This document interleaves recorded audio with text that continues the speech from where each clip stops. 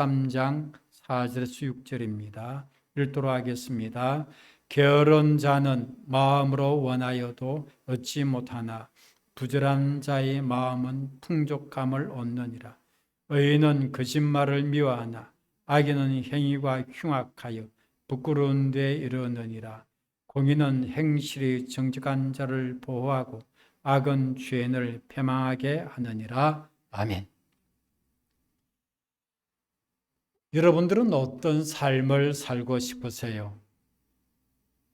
대체적으로 풍족한 삶을 살기를 원하고 평안하고 안전한 삶을 살기를 소원합니다. 이렇게 살 수 있으려면 어떤 사람이 되어야 할까요? 우리는 그 사람의 삶은 그 사람이 어떤 사람이냐에 따라 가지고 그 사람의 삶은 그대로 드러나게 되어지는 것입니다. 어떤 사람이 되느냐에 따라서 삶이 달라지는 것이죠. 그래서 오늘 크게 두 가지예요. 부지런한 자와 의인의 삶에 대해서 말씀해 주고 있습니다. 부지런한 자와 의인의 삶입니다. 첫째로 풍족하려면 부지런한 자가 되어라는 것입니다. 4절의 말씀에 보면 게으른 자는 마음으로 원하여도 얻지 못한다라고 말씀했습니다. 여러분, 게으른 사람도 풍족하기를 원하기는 매일반인 것입니다.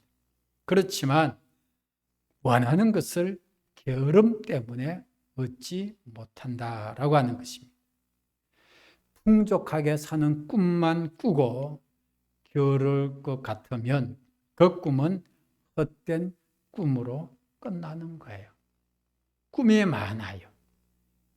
소원하는 것은 많은데요. 실행에 옮기는 실천은 부족한 거죠. 꿈과 소원을 위해 부지런할 때 그 원하는 것이 이룰 수 있습니다.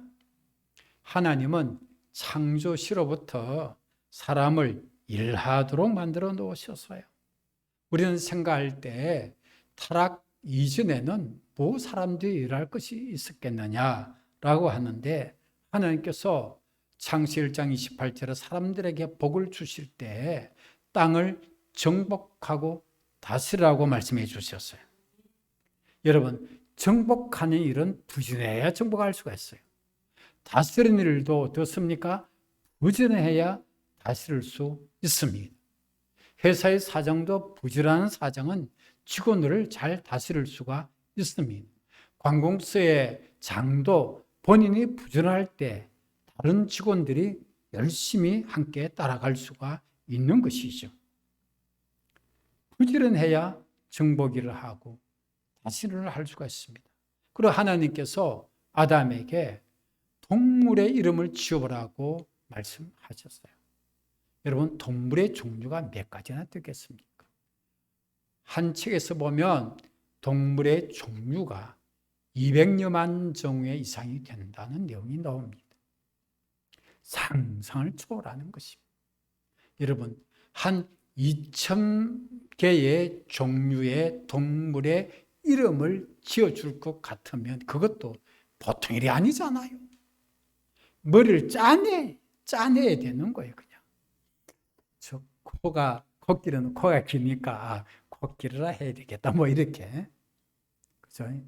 돼지는 꿀꿀꿀꿀 그러니까요, 그건 돼지라 해야 된다든지, 까마귀는 까까, 우리식으로 말하자면 까마귀라고 해야 된다든지, 이런 걸, 그리고 또 뭐예요? 바다에 또 무수한 생물도 있잖아요. 그 많은 것들을 어떻게 일일이 지어낼 수가 있겠어요? 여러분, 제가 가끔 예전에는 젊은 교인들이 애를 낳게 되면 애 이름을 지어달라고 그래요. 여러분, 애들 이름 짓는 것도 생각을 좀 해야 돼요. 기도해보고 지어드리겠습니다. 그렇게 하고 이름을 하나씩 이제 지어준 기억이 있습니다.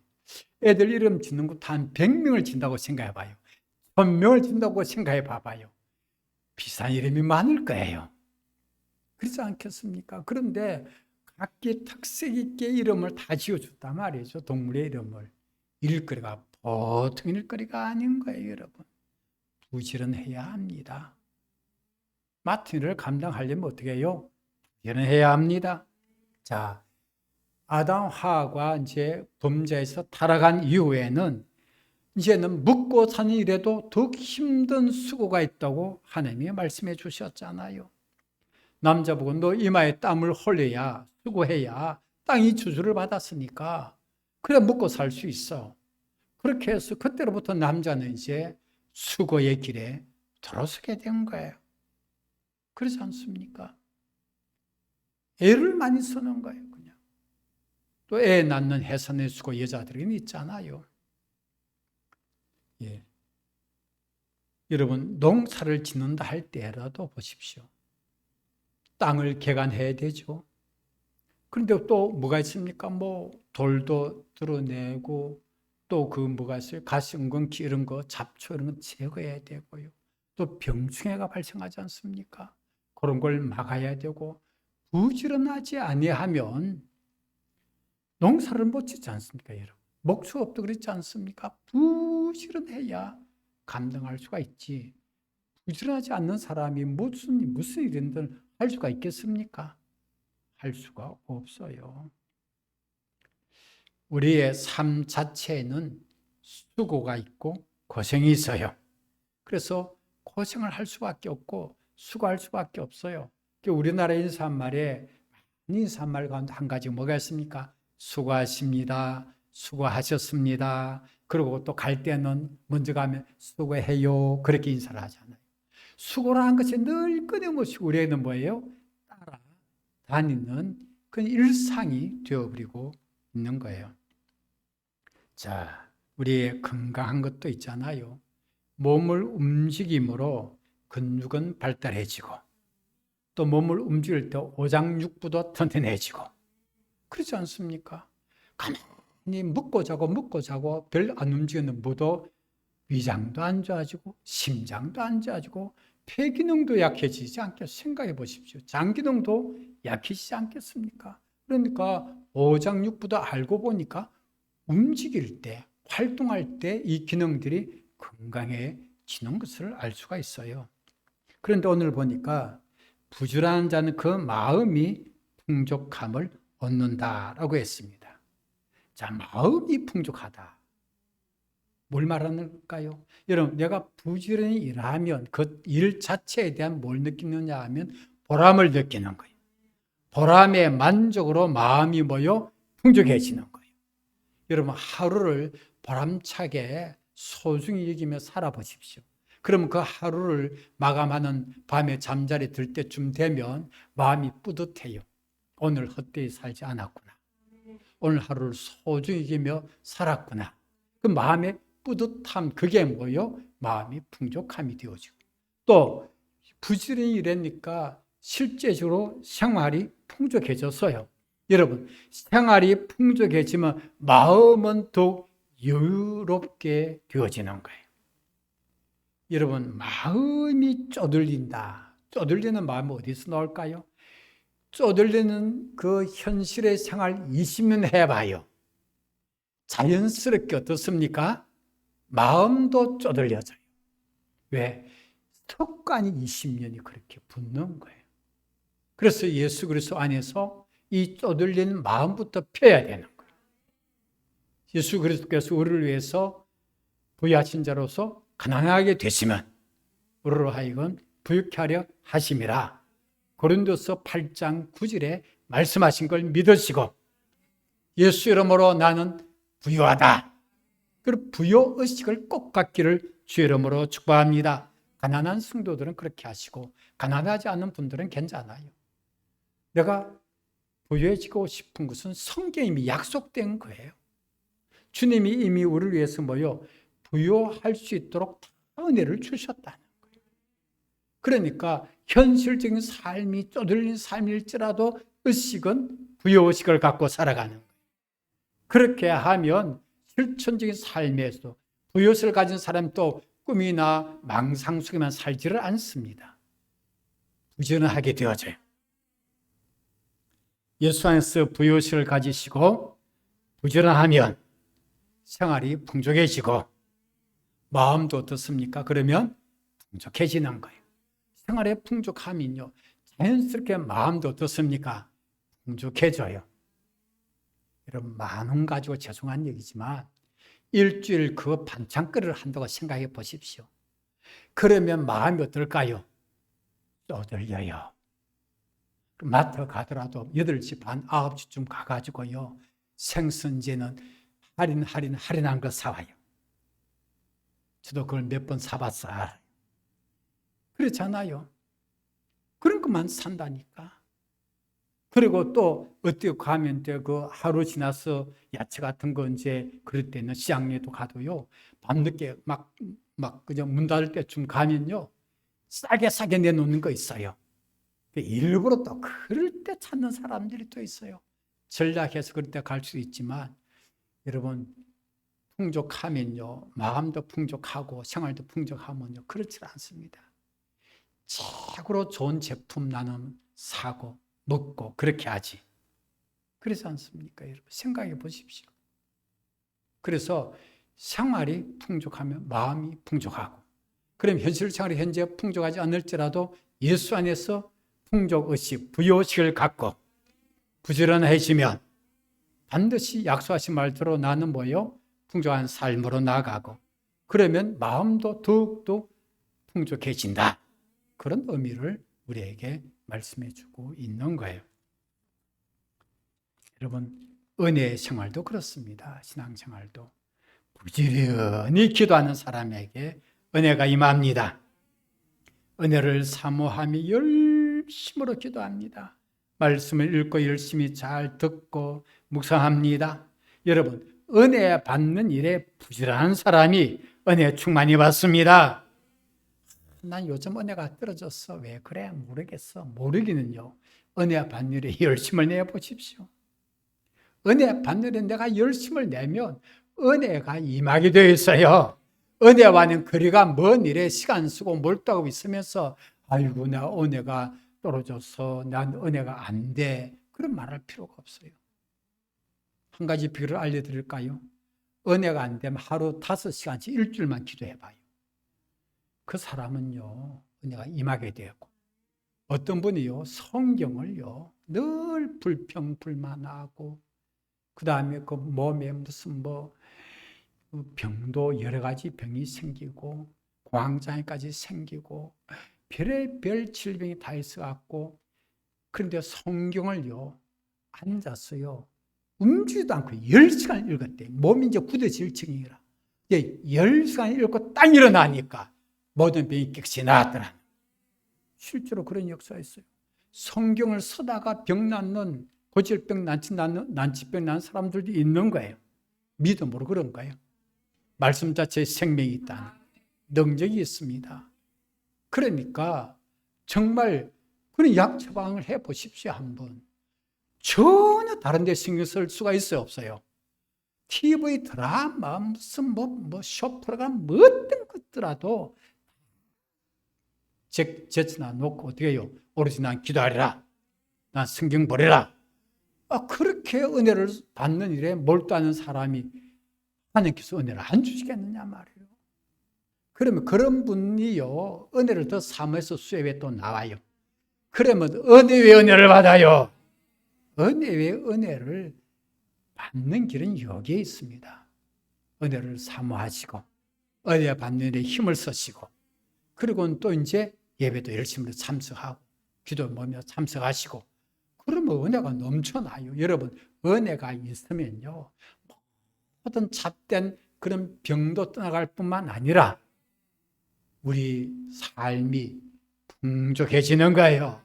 영혼이 잘 되잖아요. 그 다음 단계는 뭐가 잘 됩니까? 범사가 잘 되게 되어 있어요. 그걸 모르는 거예요. 현실적으로 그걸 해결해 보려고 막 애만 쓰는데 영혼 잘 되는 일을 어떻게 해야 될지 모르는 거예요. 그 영혼 잘 되는 걸 흉작을 만들어 놓고는 범사 잘 되려고 아무리 애를 써봐요, 안 되는 거죠. 그러니까 우리의 마음 속에요, 하나님 은혜가 임하면 불평, 불만이 떠나가고, 그러잖아요. 원망이 떠나가고, 미움이 떠나가고, 복수심도 떠나가고 이상하게 그런 게 싹 떠나가잖아요. 하나님 은혜로 충만해지니까 인생들이 어떻게 여길까요? 불쌍히 여겨지게 되어져요. 인생 우리도 긍휼의 그릇으로 주님이 우리를 긍휼히 여겨 주셨기에 우리가 그 긍휼의 은혜를 받아서 예수 믿고 구원받고 오늘까지 살고 있는 거예요. 우리가 별다른 특별한 존재 아니에요. 바울 사도도 그렇습니다. 위대한 바울 사도도 긍휼히 여겨 주셨어. 내가 이처럼 구원받고 사도가 됐을 뿐입니다. 그 긍휼의 은혜에 대한 고백을 얼마나 진솔하게 하고 있습니까, 여러분? 그렇게 은혜와 점점 멀어지는 삶을 살면 어떻게 해요? 은혜가 없죠. 그렇잖아요. 여러분, 비도요, 올 때 왕창 와야 돼요. 일주일에 한 번 예배 1시간 달랑 그것도 겨우 와서 예배 겨우 1시간 들르고 나는데 무슨 은혜가 있겠느냐 말이에요. 은혜가 넘치는 사람은요, 열심으로 예배에 기도에 참석도 하고, 은혜가 넘쳐나면요, 좀 봉사하고 싶어갖고 안달이 나가지고요, 열심으로 기쁨으로 봉사업주를 섬기고 성도를 섬기는 줄로 믿습니다. 그런 일이 일어나는 거예요. 은혜가 있어야 되는 거예요. 억지로 의무감으로 봉사하는 건 아니에요.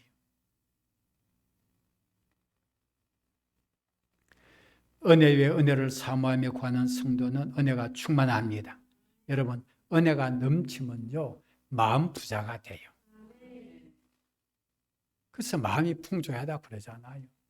부지런히 은혜를 구해보세요. 은혜가 충만하면 마음이 가난해지지 않아요. 이건 제가 천국이 저희 것임이라는 그런 의미에서 가난과 부유함을 말하는 것이 아니라 마음이 넉넉해진다는 의미예요. 넉넉해지니까 베풀 수 있고 섬김에 있어도 어떻게 해요? 넉넉해지는 거예요. 여러분, 베풀에 있어도 넉넉해지고 섬김에 있어도 어떠세요? 넉넉해지고 하나님 앞 헌금 드리는 것에 있어도 11조를 한 달에 20만 원씩 1, 2년이면 240만 원, 제가 계산 잘해요. 그렇게 하면 그 돈이 어딘데 생각하는 거예요. 계산을 하지 메마른 거예요. 은혜가 메마르면 240만 원이라도 2,400만 원 풍건할 수 있고 생활은 더 쪼들릴 수가 있고 있더라도 은혜는 메마르면 생활은 힘들고 행복감이 사라져버리는데 그걸 모르는 거예요. 그러나 놓으면 하나님께서 보정해 주시는 것이에요. 그러니까 여러분, 베풀고 섬기고 드림에 넉넉한 사람, 하나님의 공급도 넘쳐요. 그러기 사람은 생활에 더욱더욱 풍족해지는 거예요. 그 원리가 그런 원리예요. 여러분 보십시오. 하늘에서 비가 내려오잖아요. 눈이 내려오든지. 그런데 땅이요, 이 소중한 내가 이 물을 뺏길 수 없어 하고 땅이 끝까지 부둥 감고 있는 거야. 있을 수는 없죠. 그렇게 가정해 보십시다. 땅이 막 죽자 사자 이렇게 붙들고 있는 거예요. 그럼 어떤 일이 벌어질까요? 만한 땅에 있는 건 다 썩어버릴 거예요. 그럼 어떻습니까? 물이 바다로 흘러내려가지 않으니까 바닷물이 뭡니까? 짠물이 되어지고 물이 바닷물로 흘러감으로 말미암아 플랑크톤이라는 미생물이 막 발생하니까 치어들이, 어린 고기 새끼들이 그걸 먹고 자라나고 큰 고기들이 그걸 먹고 자라나고 바다의 생물도 풍성하게 좀 넉넉해지는데 바다에서 잡을 것도 없어지고 땅에도 힘들어지는 거예요. 흘러가줘야 되는 거예요. 그걸 모르는 거예요. 그러면 콩나물 치료에 그 밑에 이렇게 구멍을 내지 않고 콩나물 키워보시면 어떻습니까? 다 썩어 빠지죠. 안 그러겠어요? 물은 흘러 보내줘야 되는 거예요. 그걸 모르는 거예요. 그저 움켜쥐고 이렇게 하면 될 걸로 얘기하는데 그걸 모르는 거예요. 교회를 예수를 믿는다 하면서 10년 있으면 30년 다니면서 그걸 아직도 깨닫지 못하면 아직도 은혜를 모르는 거예요. 은혜를 아는 사람은 달라요. 그러나 살아있는 동안에 하나님 공급 많이 받고 베풀고 섬기고 드리고 살아가고 그럼 내 삶도 어떻습니까? 풍족하고 안 그렇겠어요? 그런 삶을 살기를 주 이름으로 축복합니다. 이 말씀을 집에서 설교로 들으시는 여러분들도 꼭 그렇게 해보시기를 주 이름으로 축복합니다. 두 번째로 평안과 안전한 삶을 원하신다면 의인이 되어라는 거예요. 평안과 안전한 삶은 보호받는 삶이에요. 5절 6절의 말씀이 그런 것입니다. 5절에 보면 악인은 부끄러운 데 이른다는 말씀이 나왔어요. 여러분, 악인은 죄악을 행합니다. 행위가 흉악합니다. 죄악은 부끄러움의 열매를 맺게 합니다. 여러분, 이 땅에서 혹 자신이 뻔뻔해서 부끄러움을 깨닫지 못할지라도 하나님 앞에 서는 그날에는 부끄러움을 당하고 심판을 받습니다. 그런데 의인으로 살면 부끄럽지 않습니다. 죄는 우리로 하여금 부끄럽게 만듭니다. 로마서 6장 20절에서 21절 말씀에 보면 너희가 죄의 종이 되었을 때에는 의에 대하여 자유로웠느니라. 너희가 그때 무슨 열매를 얻었느냐? 이제는 너희가 그 일을 부끄러워하나니 이는 그 마지막이 사망임이라. 그래서 전에 죄를 지을 때 부끄러운 것도 모르고 죄를 지었는데 죄를 깨닫고 보니까 그 일이 어떻더라는 거죠? 부끄러워지더라는 거예요. 죄를 깨닫고 보면 그 일이 부끄러운 거예요. 깨닫기 전에는 부끄럽지를 않아요. 뭐 그럴 수 있지 뭐. 다 그렇게 사는데 뭐. 이런 의식을 가지는데 죄를 성령 안에서 깨닫고 보니까 부끄럽구나. 근데 왜 그럴까요? 그 죄의 삿성 사망, 죄의 열매는 사망이기 때문에. 그러니까 죄를 깨닫고 보니까 무엇을 알게 된 거예요? 아, 내가 죽을 짓을 했구나. 그걸 깨달은 거예요. 여러분, 죽을 짓을 했기 때문에 내가 어떻습니까? 부끄러운 거예요. 오늘날 부끄러움이 사라진 시대입니다. 잘못한 사람이 더 큰 소리 지는 세상이 되었다 하면 그 세상은 어두운 세상이에요. 잘못한 사람이 큰 소리 치는 거예요. 부끄러운 줄 모르는 거예요. 그리고 거짓말로도 끊임없이 거짓말로도 우기는 거예요. 어떻습니까? 예. 아까 말씀드렸죠. 당자는 깨닫지 못할지라도 하나님의 심판 대표서는 그날은 다 깨달아요. 그때는 때는 늦지만 부끄러운 가운데 심판을 받는 날이 반드시 돌아오는 거예요. 오늘 말씀 보니까 거짓말은 죄라고 그랬습니다. 5절의 말씀에 의인은 거짓말을 미워한다라고 했어요. 왜 미워합니까? 죄이기 때문에 미워하는 거예요. 거짓말을 미워하면 거짓말을 쉽게 할 수가 없게 되어지는 거죠. 거짓말을 좋아하니까 거짓말을 쉽게 하게 되어지는 거죠. 그런데 보십시오. 우리가 거짓말을 했는데 이제 거짓말이 언제나 사람들한테 다 드러나 버렸어요. 거짓말이 드러나면 어떻습니까? 부끄러운 거예요. 그러므로 거짓말은 뭐라는 거죠? 죄임이 확실한 거예요. 6절의 말씀 보면 공의는 행실이 정직한 자를 보호한다 그랬습니다. 그게 정직이라는 단어가 나와요. 의인은 거짓말을 미워하고 정직하게 살아간다는 거예요. 올바르게 하나님의 말씀대로 사는 사람은 정직하게 살아가게 됩니다. 그러므로 의인은 정직하게 사는 사람인 거예요. 정직하게 삶은 공의가 그를 보호한다고 했습니다. 여러분, 성경에서 다니엘이 있습니다. 다니엘은 참 정직한 인물이었습니다. 그 바벨론의 총리로서 오랫동안의 총리 그 제휴기간이 있어. 제휴라고 하지 않고 총리로서 오랫동안의 복무를 했다고 할 수 있어요. 그런데 아무 흠이나 뇌물 받은 것도 없었다고 그랬어요. 원수들이 그 무슨 꽃이라도 잡기 위해서 그를 뒷조사를 해보니까 어떤 흠도 없고 뇌물 받은 것도 없다는 거예요. 너무나도 공평하고 의롭게 총리로서 그 나라에서 주는 국록만 먹고 깨끗한 삶을 살았다는 거죠. 그러니까 원수들이 이 다니엘을 걸고 넘어질 수가 없었어. 다만 빠짐없이 하루에 3번 기도하는 것, 그걸 꼬투리를 잡아가지고 기도 못하도록 방해를 놓고 기도를 그래도 할 거야 라고 알기 때문에 사저고리에 던져넣는 법안을 만들도록, 요즘은 말하자면 대통령 행정명령, 옛날에 쓰는 왕명은 그냥 왕명이죠. 법이잖아요. 그저 30일 동안에 그 왕 외에 그 어떤 신에게도 기도하면 안 된다.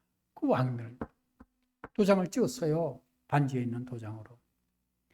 예. 그러나 그 결과는 이 정직한 다니엘, 또 믿음으로 끝까지 기도했던 다니엘. 여러분, 그래서 기도는요, 사주굴에 들어갈지라도 기도는 하고 들어가 보자. 그런 의식을 가져야 돼요. 그 사람은 반드시 하나님이 보호해 주시고, 그 결과는 하나님의 보호하심으로 다니엘은 살 수가 있었고, 마음은 벗겨지고, 그렇지 않습니까? 그런 일이 하나님께 다 이루어 주시는 거예요. 악은 죄인을 패망하게 한다. 6절 하반절에 그렇게 말씀했습니다. 여러분, 우리나라에 과거에 성경이 없었어요.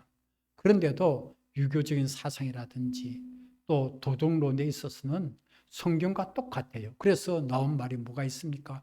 권선징악, 선한 것을 권면하고 악을 징계한다. 그러지 않아요? 순천자 흥하고 역천자 망한다. 하늘의 뜻을 따르는 사람을 어떻게 해요? 잘 되고, 하늘의 뜻을 거스른 자는 망한다. 뭐 왕도 별 수가 없더라. 뭐 그런 식이죠.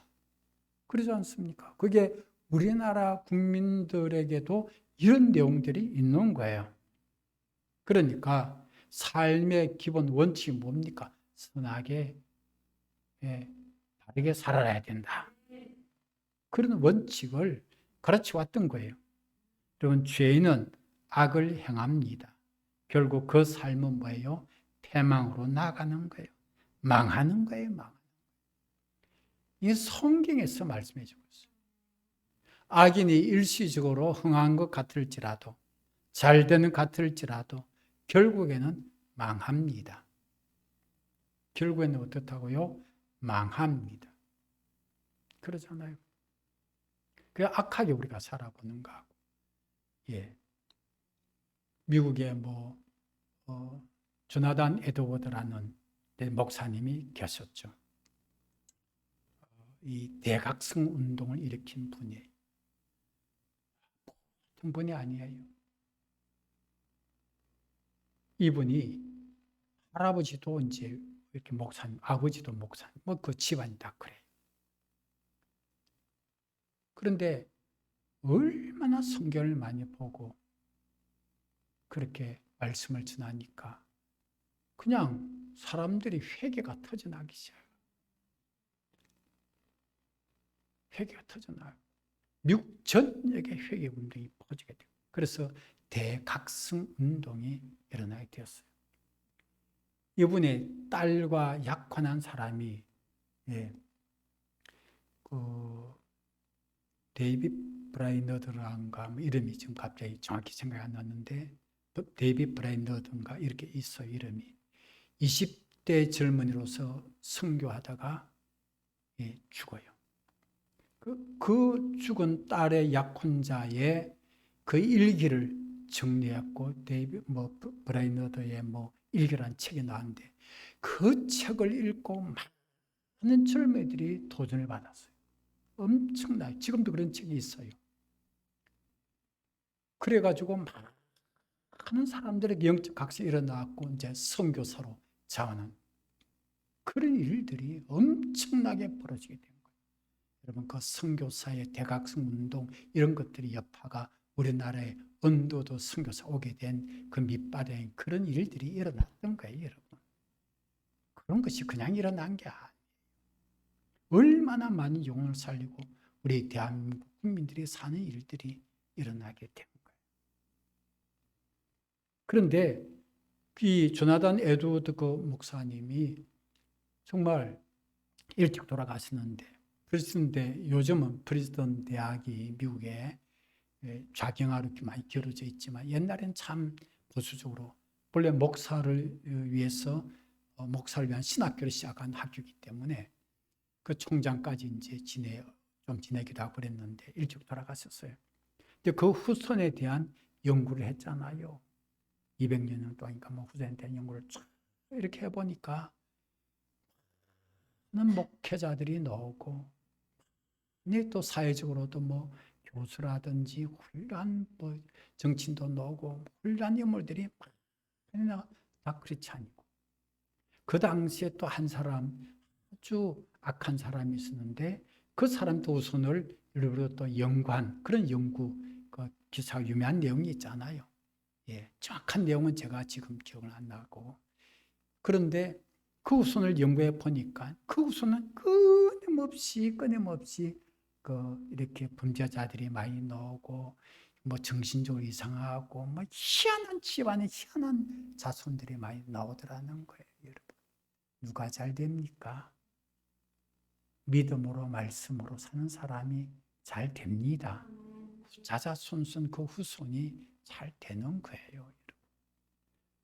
그렇기 때문에 저도 목사이기 전에 믿음으로 사는 사람이기 때문에 잘 믿으려고 하고, 자녀들도 잘 믿기를 원하고, 은혜 생활하고 기도 생활하고 말씀에 바로 서기를 끊임없이 기도하는 이유가 그것이 잘 되는 길인데, 잘 되는 길이 거기에 있는데, 그래서 제가 늘 여러분에게 말씀드리는 것이 범사 잘 되기를 우선하지 말라니까. 글쎄, 그런데 좋은 영혼이 잘 된 기회가 주어졌는데 그 기회를 못 잡아. 영혼이 잘 된 기회를 막 어떤 힘든 일일지라도 또 범사 잘 된 일이 있으면 그걸 영혼이 잘 된 걸로 바꿔버리고, 그런 것이 필요한 거예요. 그래서 거기에 초점을 맞춰봐요. 그 다음에는 범사 잘 된 건 자연스럽게 따르게 돼 있는데 그걸 끊임없이 그걸 놓치면서 잘 되기만을 바란다니까요. 그러니까 우선순위가 벌써 이렇게 뒤바뀌어져 버리니까 결과가 좋을 수 없어요. 그래 되면 또 뭐 해도 안 되는 또 이렇게 또 얘기하는 거예요. 믿음의 길은 여러분 그거 아닙니다. 믿음의 길은 그게 아니에요. 그러니까 있는 사람들이 뭐 되고 뭐 잘 되고 뭐 그렇게 세상적으로 될지라도 하나님의 보호는 받을 수가 없어요. 평안과 안전한 삶은 보장받을 수가 없습니다. 하나님의 보호를 받고 평안하고 안전한 삶은 하나님의 말씀대로 정직하게 살아가는 의인에게서 나오게 되어지는 거예요. 오늘 우리가 두 가지 말씀을 봤잖아요. 어떤 마음이에요? 마음과 생활이 풍족한 삶, 부지런해라. 은혜 생활이든지 실제 생활에도 부지런해라. 두 번째 뭐요? 정직하게 어렵게 바로 말씀대로 살아라. 그래 되면 하나님의 보호하심이 있어서 평안하고 안전할 것이다. 기도하겠습니다. 우리 아버지 하나님, 마음과 생활이 풍족한 삶을 살아가는 우리 성도를 되도록 아버지여 부실한 자들이 되게 하여 주시고, 하나님의 보호를 받고 평안함과 안전한 삶을 살아가는 우리 성도들이 되게 하여 주옵소서. 정직하게 말씀대로 믿음으로 살아가도록 도와주옵소서. 예수님의 이름으로 기도하옵나이다.